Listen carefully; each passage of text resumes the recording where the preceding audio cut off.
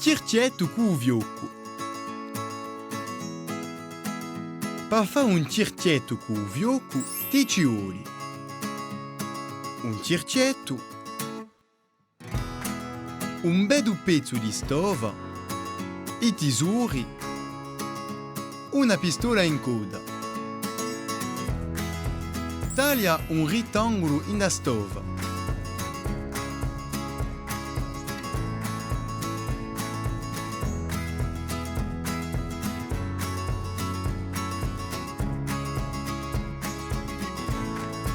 Allebra la stova in lunghezza, poi in larghezza.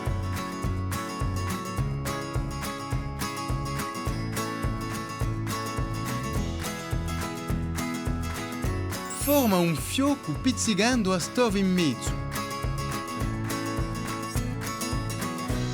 Mettili in coda da che non si sfacci.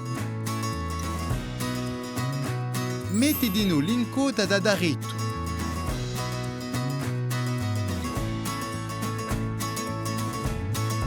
Taglia un'altra striscia meno larga in la stova.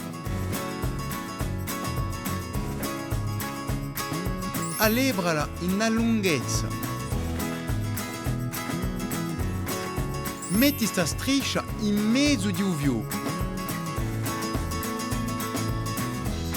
Taglia un soprappiù e fatena con l'incoda.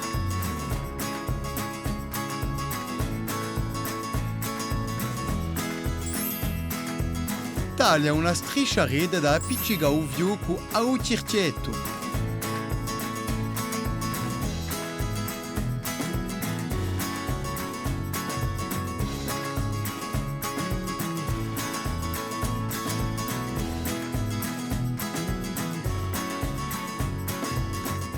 Tocca a te.